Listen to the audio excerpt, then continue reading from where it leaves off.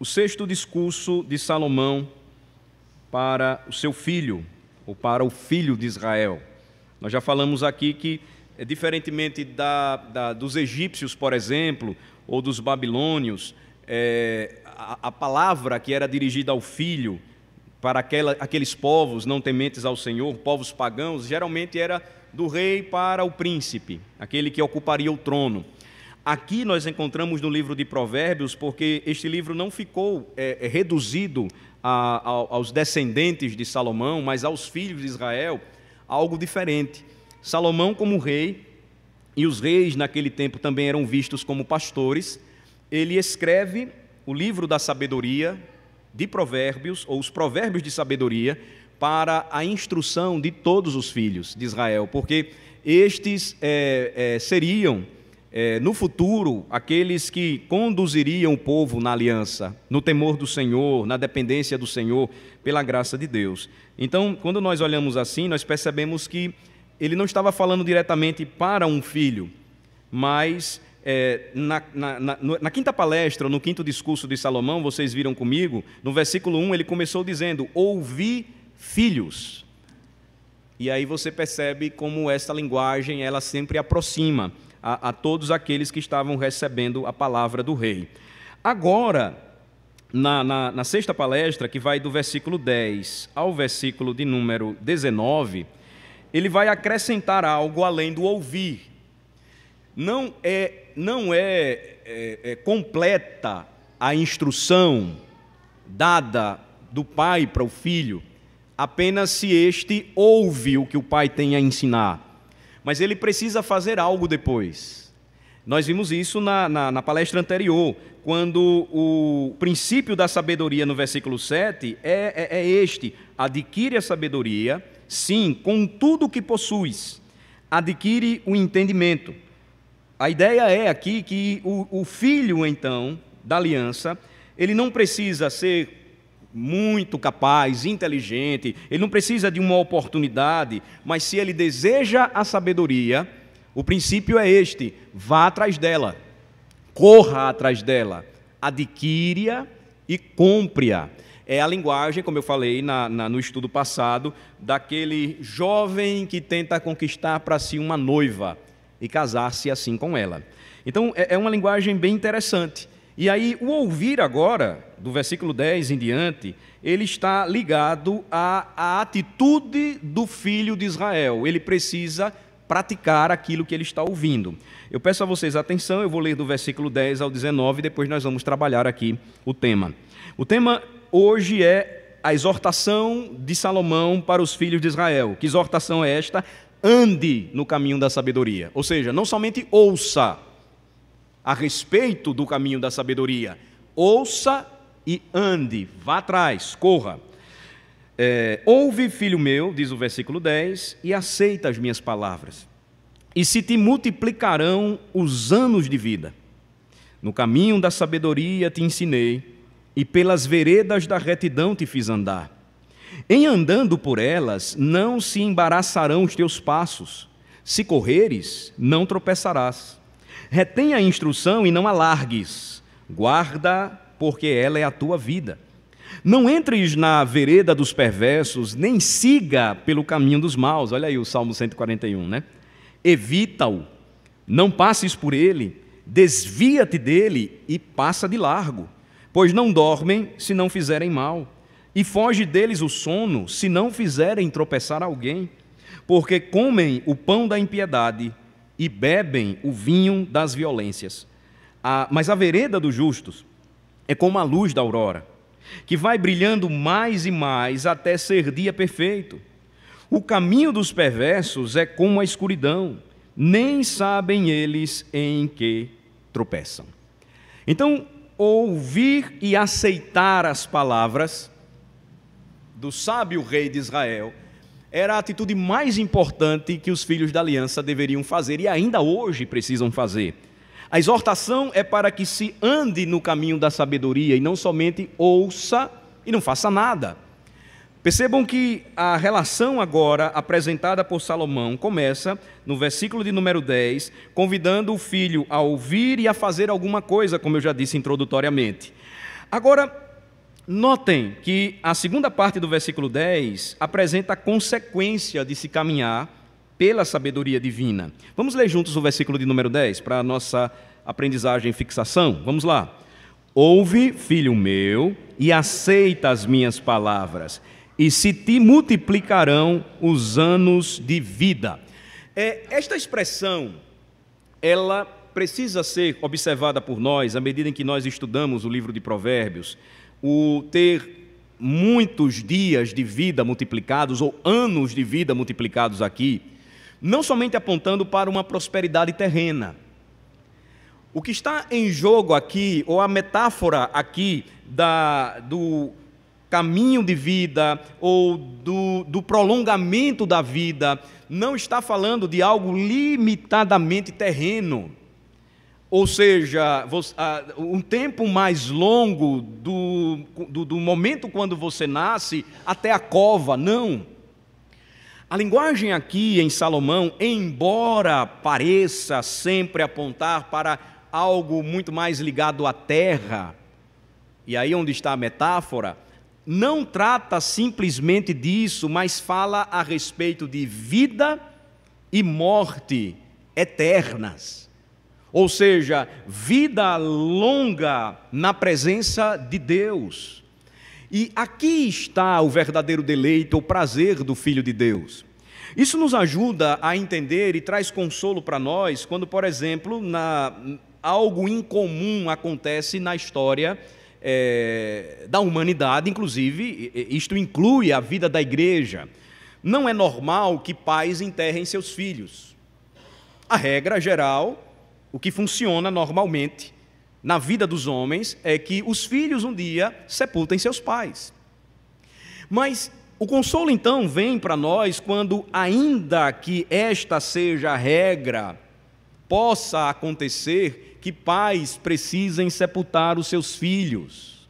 Se estes foram ensinados no caminho da aliança, no temor do Senhor, caminho de vida, caminho de sabedoria, estes pais encontrarão consolo nas palavras de Salomão, porque a vida do seu filho não se encerrou quando ele deixou este mundo, mas ela tem um prolongamento eterno. Aí, irmãos, nós precisamos entender, e Salomão vai mostrar depois, por que nós precisamos ensinar os nossos filhos a escolherem a vereda da justiça, o caminho da sabedoria.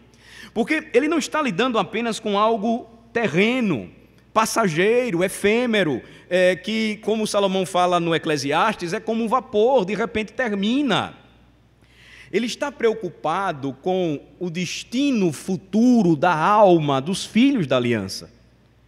Esta deve ser a nossa maior preocupação quando nós lidamos com questões relacionadas à formação, à criação, à preparação dos nossos filhos para a vida.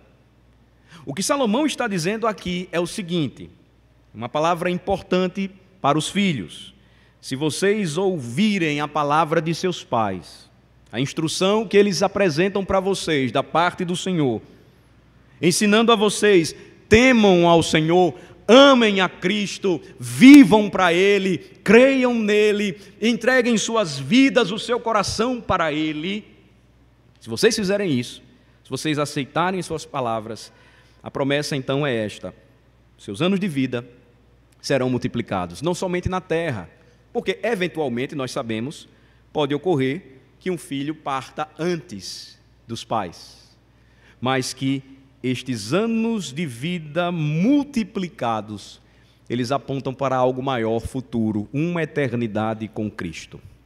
Aí ele continua e ele vai lembrar que é importantíssimo, irmãos, que neste caminhar de sabedoria, pais e filhos estejam juntos. Vejam só o versículo de número 11, vamos ler.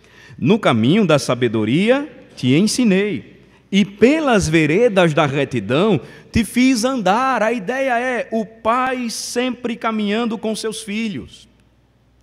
Eu disse a vocês na lição passada, no estudo passado, que embora este trabalho de instrução, de ensino no caminho do saber de Deus, envolva pai e mãe, prioridade, o chamado ele é direcionado primeiramente para os homens piedosos da igreja, os homens de Deus. Eles não podem deixar esta responsabilidade com suas esposas. A ideia de caminhar junto aqui é de um pai que está sempre com o filho e ele aproveita e o cerca todos os momentos para que ele considere a sabedoria que sempre está sendo ensinada e ele observe o caminho traçado por seu pai à luz da palavra, que é de retidão. Então, o sábio lembra ao filho. Vocês leram comigo no versículo de número 11. Eu ensinei você no caminho da sabedoria. Eu fiz você andar pelas trilhas da retidão. E aí vejam o que ele diz no versículo de número 12. Vamos ler. Em andando por elas, não se embaraçarão os teus passos. Se correres, não tropeçarás.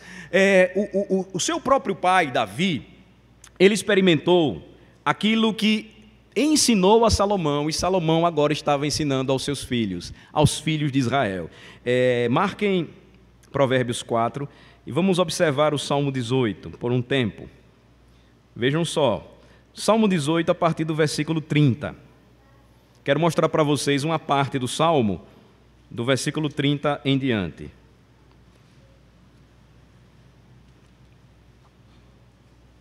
O título do Salmo, ele é importante para a gente entender o contexto do Salmo 18. Ele foi escrito por Davi, está dizendo lá o título, né? Ao mestre de canto, Salmo de Davi, servo do Senhor, o qual dirigiu ao Senhor as palavras deste cântico, no dia em que o Senhor o livrou de todos os seus inimigos e das mãos de Saul. Então, ele estava falando para Deus, ou cantando para Deus, os louvores de Deus a respeito da vitória que o Senhor havia concedido a ele diante de seus inimigos. Nesse caso aqui, o seu próprio sogro, que o perseguiu e queria tirar-lhe a vida. Aí quando você chega comigo no versículo 30, observem, eu vou ler para vocês. Diz assim Davi, o salmista: o caminho de Deus é perfeito, a palavra do Senhor é provada. Ele é escudo para todos os que nele se refugiam. Pois quem é Deus, senão o Senhor? E quem é rochedo, senão o nosso Deus? O Deus que me revestiu de força e aperfeiçoou o meu caminho, Ele deu a meus pés a ligeireza das costas e me firmou nas minhas alturas. Ele adestrou as minhas mãos para o combate, de sorte que os meus braços vergaram um arco de bronze. Também me deste o escudo da tua salvação, a tua direita me susteve e a tua clemência me engrandeceu. Alargaste sob os meus passos o caminho e os meus pés não vacilaram. Vejam de onde Salomão extraiu essa sabedoria. De quem ele ouviu, de quem ele aprendeu, diante da sua história de vida, na presença do Senhor. Salomão, agora caminhando com o seu pai, ouviu a respeito do caminho da retidão e da sabedoria, do que Deus fez por ele. Vejam como é interessante, irmãos, agora aplicar essa realidade para a gente, enquanto nós estamos instruindo os nossos filhos. Eles têm dúvidas diante das incertezas apresentadas por seus professores nas escolas, ou na escola. Daquilo que eles às vezes contemplam ou veem e não conseguem entender. Que palavra dizer? Às vezes nos faltam palavras, voltemos para a palavra. O que podemos dizer? Meu filho, o caminho de Deus é perfeito. Meu filho, a palavra do Senhor é provada. E sabe de uma coisa, meu filho? Ele é escudo para todos os que se refugiam nele. E então podemos perguntar, e esta pergunta já traz resposta: quem é Deus senão o Senhor? E quem é rochedo senão o nosso Deus? É na palavra, irmãos, que nós precisamos buscar refúgio e entender que o caminho proposto pelo Senhor para nós é o mesmo para os nossos filhos. Nós não podemos vacilar quanto a isso. Davi, então, ele usa a linguagem de como Deus o guardou. E Salomão então estava lembrando ao seu filho: em andando por elas, não se embaraçarão os teus passos. Se você correr, você não vai cair. Davi disse no versículo 36, os meus passos foram alargados pelo Senhor, em meio ao caminho, os meus pés não vacilaram. E aí então ele diz, versículo 37, persegui os meus inimigos e os alcancei, e só voltei depois de haver dado cabo deles. Esmaguei-os a tal ponto que não puderam levantar-se, caíram sob os meus pés. E aí quero concluir com o versículo 39. Pois de força me cingiste para o combate e me submeteste os que se levantaram contra mim. A linguagem, então, podemos voltar para Provérbios 4, ela é semelhante. Quando você ensina no caminho da sabedoria seu filho a temer ao Senhor, confiar somente nele, à medida em que ele o ouve, você o desafia a aceitar as suas palavras, porque se ele fizer isso, seus dias de vida serão multiplicados. Aí, olhem só como a linguagem ela é também interessante, na forma como Salomão instrui. Leiam comigo o versículo 13 de Provérbios 4, vamos lá. Retém a instrução e não alargues, guarda porque ela é a tua vida. A linguagem aqui na língua hebraica é semelhante à da dieta alimentar de um atleta. E a meninada estava vidrado agora, né, nas Olimpíadas, vai começar Paralimpíadas no Brasil, e mostra ainda mais superação da parte de pessoas com necessidades especiais e que fazem grandes coisas. E como é que eles conseguem fazer isso? A ideia é semelhante aqui do versículo 13. Eles cuidam da sua alimentação, eles retêm a instrução dada pelo técnico, tudo o que eles precisam fazer, eles não se desapegam do seu propósito ou do seu objetivo. Nós vimos vários exemplos nas Olimpíadas agora aqui, de pessoas que persistiram, lutaram, foram até o fim, mesmo não conseguindo os louros da vitória, a medalha de ouro, mas cruzaram a linha de chegada, porque às vezes a gente não imagina o que um atleta ele passa em preparação nos 4 anos anteriores a uma Olimpíada. Eles treinam muito, eles treinam bastante. Muitos deles, como os nossos atletas brasileiros, a grande maioria, sem nenhuma condição. Tem que trabalhar diariamente como qualquer trabalhador e tem que treinar. E às vezes a gente acha engraçado, né? Vem lá um queniano bem magrinho, sai correndo, maratona, os 5 mil, 10 mil metros, dá uma volta em outros, a gente acha graça. Mas aqueles que estão ali, conseguem completar, eles treinaram também. Eles se esforçaram. A ideia, então, que Salomão traz aqui para a gente é essa. Quanto à instrução, a sabedoria de Deus, que é aquilo que é de maior valor para a gente, mais importante, nós precisamos retê-la. Precisamos, assim como uma dieta importante para o nosso corpo, para a nossa alma, é a palavra de Deus. Não podemos abandonar esta dieta espiritual. Precisamos guardar, porque, ele conclui, ela é a tua vida. Por isso que, quando eu falo, irmãos, a respeito de prioridades para nós, na vida, para a nossa casa, para os nossos filhos, e como é difícil para nós diariamente, eu não estou dizendo que é fácil para mim não, só porque eu sou pastor, é difícil também. Nós, mais uma vez, temos o privilégio de ouvir a instrução da parte de Deus. E se você comparar Provérbios 4:13 com o que Ezequiel 18 nos ensina, você vai ficar espantado. Vejam só, vamos para o livro de Ezequiel, Ezequiel 18. Isso é importante. Nós precisamos ver. Ezequiel 18.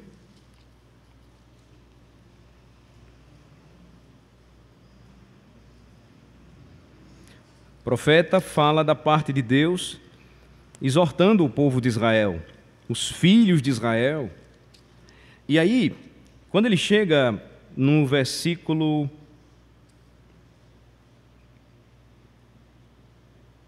24, versículo 23, diz assim: acaso tenho eu prazer na morte do perverso? Diz o Senhor Deus. Não desejo eu, antes que ele se converta dos seus caminhos e viva. Aquela linguagem que eu falei para vocês, caminho, vida, nem sempre aponta para uma realidade pura e simplesmente terrena. Fala de algo futuro, eterno. Versículo 24, mas desviando-se o justo da sua justiça e cometendo iniquidade, fazendo segundo todas as abominações que faz o perverso, acaso viverá? De todos os atos de justiça que tiver praticado, não se fará memória. Na sua transgressão, com que transgrediu, e no seu pecado que cometeu, neles morrerá. No entanto, dizeis, o caminho do Senhor não é direito. Ouvi agora, ó casa de Israel, não é o meu caminho direito? Não são os vossos caminhos tortuosos? E aí, versículos 26 e 27, que se aplicam perfeitamente ao versículo 13 de Provérbios 4. Desviando-se o justo da sua justiça e cometendo iniquidade, morrerá por causa dela. Na iniquidade que cometeu, morrerá. Mas convertendo-se o perverso da perversidade que cometeu e praticando o que é reto e justo, conservará ele a sua alma em vida. Notem, vida e morte estão nas mãos do Senhor, não nas mãos dos homens. O que cabe a nós é confiar inteiramente no Senhor, na sua provisão, que nos oferece o caminho da sabedoria e por ela devemos, então, andar. Notem que quando o homem escolhe o caminho que ele acha melhor, que ele acha direito, o seu caminho, não o caminho do Senhor, este caminho, no final, é a morte. Por quê? Porque somente o caminho da sabedoria divina é a nossa vida. Nós precisamos, irmãos, dizer isso claramente para os nossos filhos. Os filhos da aliança são instruídos nos caminhos da aliança e precisam ouvir repetidamente. Ouçam e aceitem a palavra de seus pais. Guardem a instrução, não larguem esta instrução, guarde esta instrução, por quê? Porque ela é a tua vida. É assim que nós devemos encarar o mundo. É assim que nós devemos encarar o seu sistema. É assim que nós devemos encarar o professor cético que tenta zombar da sua fé e zombar do seu Deus e do seu Cristo. Ouça as palavras dele e considere o que diz as palavras do Senhor. Esta é a palavra da vida. O que eles dizem? Diz a Escritura, inculcando-se por sábios, tornam-se loucos. Não se esqueçam disso. Vamos voltar para Provérbios 4. Há uma parte, então, maior agora, para a gente não delongar muito aqui o assunto. Nos versículos 14 a 17, Salomão, então, vai dizer o que primeiro ele falou, ande no caminho da sabedoria, versículos 14 a 17 agora, evite o caminho dos perversos. Não há vida no caminho da perversidade. E aí, então, olhem só, a partir do versículo 14, vamos ler juntos até o 17. Não entres na vereda dos perversos, nem sigas pelo caminho dos maus. Evita-o, não passes por ele, desvia-te dele e passa de largo, pois não dormem se não fizerem mal, e foge deles o sono se não fizerem tropeçar alguém, porque comem o pão da impiedade e bebem o vinho das violências. Vejam que a dieta alimentar espiritual destes homens perversos, ela é regada de sangue, sangue das violências. É diferente do caminho da vida, do regime do atleta de Cristo, que é convocado, conforme Hebreus 12, a correr olhando para o autor e consumador da sua fé. Ele não deve desapegar os olhos de Cristo. Ele está lá, ele já venceu esta corrida por nós, e segundo a linguagem de Hebreus, nós já somos vitoriosos, porque nele já vencemos. Imaginem, o homem mais rápido do mundo, ele sempre fecha a prova dos 4 por 100. Eu tive o privilégio de competir quando era estudante escolar, esta prova, 4 por 100. Geralmente, o técnico colocava para abrir a corrida o mais rápido e para fechar a corrida o mais rápido ainda. Naquela pista de atletismo, dividida, ela tem 400 metros, cada 100 metros corre um atleta. E ele precisa passar o bastão em um espaço de linha definida, naquele momento, sem queimar, senão ele está eliminado da prova. Pensem aqui na linguagem da corrida apresentada por Deus na palavra e ilustrada de uma forma extraordinária em Hebreus 12. Nós já estamos vendo aquele que abriu a corrida e ao mesmo tempo fechou a corrida e já venceu tudo. O que cabe a nós é apenas segui-lo, não tirar os olhos dele, enquanto os outros atletas de Cristo, descritos lá como a grande nuvem de testemunhas, aqueles que já partiram e venceram, estão também torcendo por nós. Então, diferentemente desta corrida da fé, observem como é o caminho do perverso. Versículo 14. Não siga por este caminho, porque é considerado o caminho dos maus. A vereda deles é da perversidade. Versículo 15 diz: evita-o, não passes por ele, desvia-te dele e passa de largo. Olha, seu filho vai crescer e vai começar aquela história de festa de aniversário. Cuidado. Está começando cedo essa conversa. Ah, pai não entra na festa. Que conversa é essa? Não vai. Vai sofrer no início, mas você precisa dizer: não é lugar para você, meu filho ou minha filha, não deixe. Aí eu vou usar uma linguagem, não é fundamentalista, viu? Mas é uma linguagem tentando me ater aqui a Provérbios. A festa do seu filho é a festa do crente, festa de crente. Onde está o povo de Deus, onde estão os meninos lá, os filhos da aliança. E se você for, primeiro observe, não deixe ele ir sozinho, porque o que tem acontecido nesses lugares são claramente a descrição dos versículos de 14 a 17. Quando vai tornando-se cada vez pior. Eu lembro que uma família passou por aqui e havia uma tensão entre marido e esposa, porque um dos filhos era uma moça, ela queria ir para essas festas de 15 anos, badaladas, de uma das melhores escolas aqui da cidade.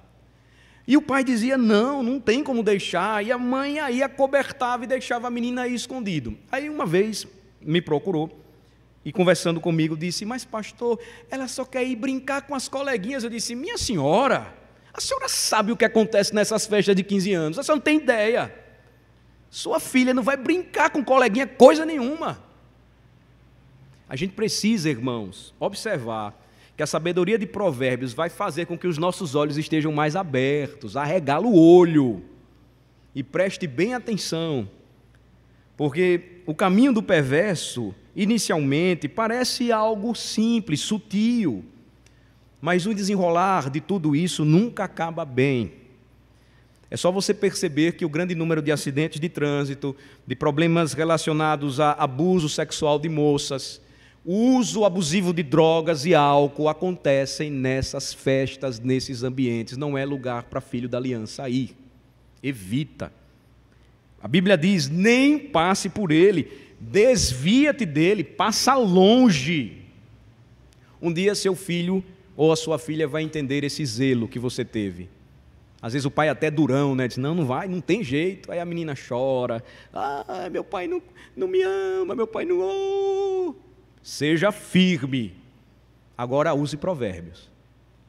Mostre, argumente. É ruim quando o pai diz assim: não vai porque eu não deixo. Não, minha filha, esse caminho tem que ser evitado. Esse não é o caminho da vida, esse é o caminho da perversidade. Os rapazes que estão lá estão doidos para agarrar você, tocar em você e fazer o que querem. É isso que a gente precisa dizer. A gente fica muito cheio de... Não, fala abertamente. Mostra, a gente precisa cuidar. Lembrem-se, herança do Senhor são os filhos. Eles não nos pertencem. Eles pertencem ao Senhor. Então, estes aqui são aqueles de Provérbios 1, aquela gangue de malfeitores, tornou-se agora, olha, os seus planos, apenas tomar do fraco, pegar a bolsa, virou isso aqui, ó. Não dormem, versículo 16, se não fizerem um mal. O sedativo viciante deles é este, a maldade. Foge deles o sono se não fizerem isso. Se eles não derrubarem alguém no caminho, se não fizerem tropeçar alguém. Eu lembro que quando eu não era crente, na escola, na época do chamado ensino médio, científico naquela época, né? E nós não tínhamos nenhum temor do Senhor, eu e outros colegas. O que mais a gente queria fazer era que o crente da classe tropeçasse. Você, se foi filho de crente, deve ter passado por isso e deve ter pego um Alain não convertido na escola. A gente sempre queria ver ele em alguma situação que a gente dissesse: olha aí, tu não é crente, rapaz? A gente precisa, irmãos, instruir, abrir o olho dos nossos filhos e mostrar com quem eles devem andar. Porque a dieta deles, como eu disse, é sangrenta. Versículo 17: comem o pão da impiedade e bebem o vinho das violências. A ideia do pão e do vinho aí como alimento, alimentos importantes na cultura judaica, e que aqui são descritos na prática da maldade destes homens perversos. E a linguagem aqui, lembre-se, é de jovens envolvidos nisso. É uma dieta regada à violência e a práticas impiedosas. Mas aí a conclusão, então, para a gente encerrar, ela é bem interessante. O contraste é apresentado mais uma vez por Salomão no versículo 18, e ele diz o quê? Vamos ler o versículo 18. Mas a vereda dos justos é como a luz da aurora, que vai brilhando mais e mais até ser dia perfeito. Ela começa como o nascer do sol, e ela brilha cada dia mais e mais, porque conforme o salmista nos diz, o Senhor é a minha luz e a minha salvação. Se Ele é a minha luz, a minha vereda, o meu caminho será iluminado sempre pelo Senhor.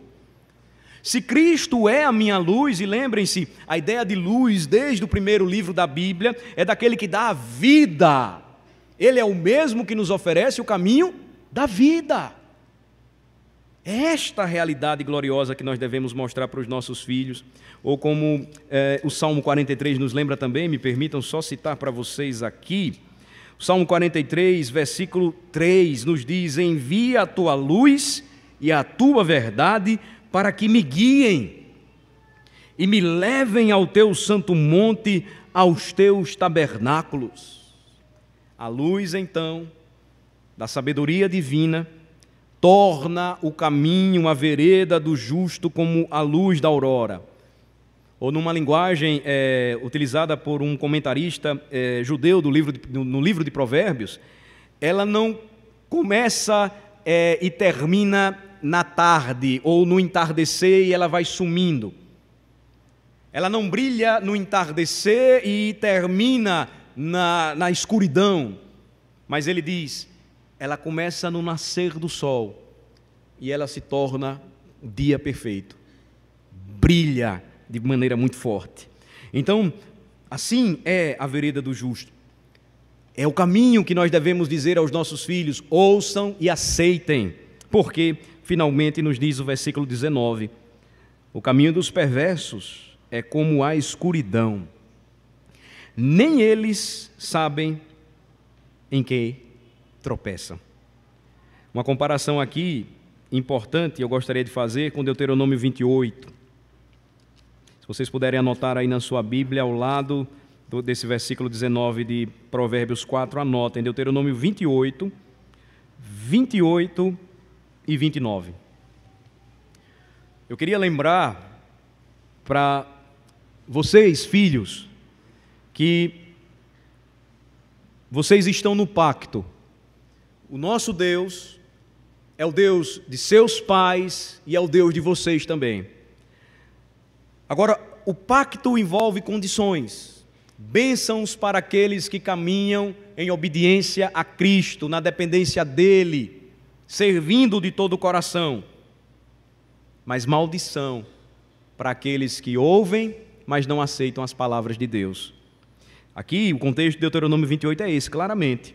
Diz assim, o versículo 15 nos lembra: será, porém, que se não deres ouvidos à voz do Senhor teu Deus, não cuidando em cumprir todos os seus mandamentos e os seus estatutos que hoje te ordeno, então virão todas estas maldições sobre ti e te alcançarão. Então há uma descrição aqui, depois você pode olhar com calma, mas eu queria lembrar a vocês os versículos 28 e 29. Vamos ler.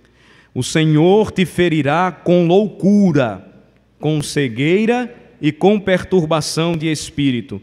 Apalparás ao meio-dia como o cego apalpa nas trevas, e não prosperarás nos teus caminhos. Porém, somente serás oprimido e roubado todos os teus dias, e ninguém haverá que te salve. Pastor Franklin falava aqui para os pais que os filhos dos crentes, quando se afastam dos caminhos da aliança, são os que mais sofrem. Por quê? Porque eles estão na aliança. E Deus, então, vai fazê-los lembrar que desviar o caminho do Senhor, ou se afastar do caminho do Senhor, é então trazer para si maldição. Será ferido com loucura, com cegueira, com perturbação da alma. Isso é muito grave. Por isso que o caminho dos perversos, Salomão disse, é como a escuridão, e nem eles sabem em que estão tropeçando. Porque eles vão apalpar ao meio-dia como um cego, ele está em meio às trevas. Não prosperará nos teus caminhos. Lembrem-se, essa prosperidade, ela às vezes pode se tornar visível num homem que deixou os caminhos do Senhor, ou numa mulher que foi criada nos caminhos do Senhor, e visivelmente ela vive bem aqui. Ela tem uma vida boa para os padrões do mundo, mas ela não tem paz de espírito. Ela não tem uma consciência tranquila. Ela lembra o que ela aprendeu e ouviu dos seus pais, e se afastando dos caminhos do Senhor, ela sabe que está indo para a morte. Eu vi um dia desses, de um homem que foi criado pelo pai. Sua esposa lhe perguntou, você sabe para onde você está indo? Você sabe qual é o seu destino? Ele falou com convicção. E de forma muito triste ele disse, eu sei que eu estou indo para o inferno. Porque o filho da aliança nunca vai deixar de ser lembrado pelo Senhor que ele um dia teve o privilégio de aprender o caminho da vida. Então, irmãos, eu fico feliz da gente poder aqui meditar e aprender juntos no livro de Provérbios, pais e filhos. Porque não há nada mais importante para nós. Não há maior e melhor treinamento para a nossa vida e maior legado para a gente deixar para os nossos filhos. Não há. Nada do que fazemos, se não priorizamos este caminho da sabedoria para os nossos filhos, terá resultado benéfico para eles, porque eles não caminharão para a vida, e sim para a morte. Vamos orar. Obrigado, Senhor, porque a Tua palavra nos convida a ouvir e aceitar a sabedoria. Este é o Teu convite, Senhor, nesta noite, mais uma vez, dado para todos nós, inclusive de maneira especial para os nossos filhos, os filhos da aliança. Ó Senhor, concede sabedoria aos pais para criar os seus filhos pelas veredas da justiça, ensinando-lhes o evangelho da graça de Jesus Cristo. Concede ao Senhor, ó Senhor, aos filhos o ouvir e aceitar a palavra da verdade, para que os seus anos de vida sejam multiplicados, que eles retenham a instrução, que não a abandonem, que guardem esta palavra de Deus, porque a vida deles depende disso. Que vivam longes, distantes do caminho da perversão e da maldade daqueles que não te temem, ó Senhor. E que para eles a vereda seja aquela dos justos, que é como a luz da aurora, que vai brilhando mais e mais, até ser dia perfeito. Obrigado, Senhor, porque em Cristo Jesus a verdadeira sabedoria, a luz do mundo, o Redentor das nossas almas, nós temos o privilégio de saber que estas palavras do rei Salomão, elas são tão verdadeiras e atuais para a nossa vida e a vida dos nossos filhos. Em nome de Jesus oramos.